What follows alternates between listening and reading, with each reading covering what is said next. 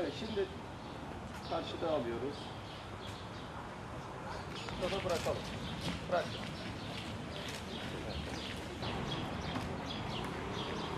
Evet, diğer ayak. Şimdi bulunduğumuz yerden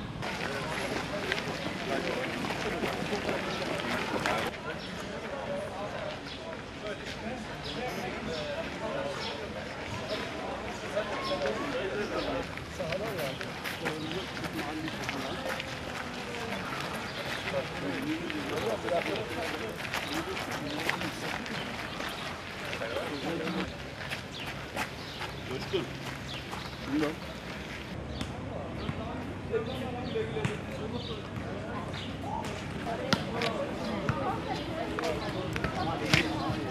Evet, biliyorsunuz Gaziantep'te Spor Şehri Gaziantep projesi var. Bunu da en iyi uygulayan, en çok destek veren belediyelerimizden bir tanesi de Şahinbey Belediyesi. Bugün de vatandaşlarımızla, öğrencilerimizle beraber Kavaklık'ta yürüdük. Gördük ki biz yürürken vatandaşlarımızın da çok yoğun ilgisi var. İnsanlar spor yapıyor.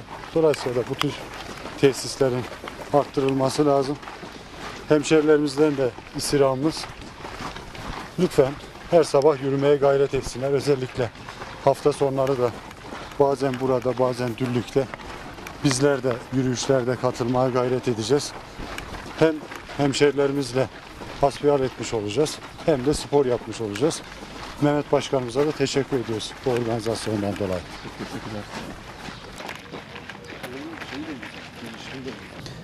Sağlıklı bir yaşam için spor yapmak şart.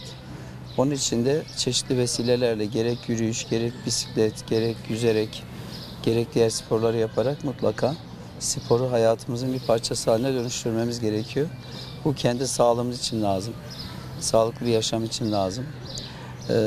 Çocuklarımızı da spora teşvik etmek amacıyla 3 yıldan beri karne hediyesi, onlara spor ayakkabısı, eşofman takımı, forma hediye ediyoruz. Futbol topu, voleybol topu, basketbol topu. Yaptığımız yürüyüş yolları, halı sahalar, basketbol sahaları, yüzme havuzlarıyla, fitness salonlarıyla vatandaşımıza bir spor yapma imkanı sunuyoruz.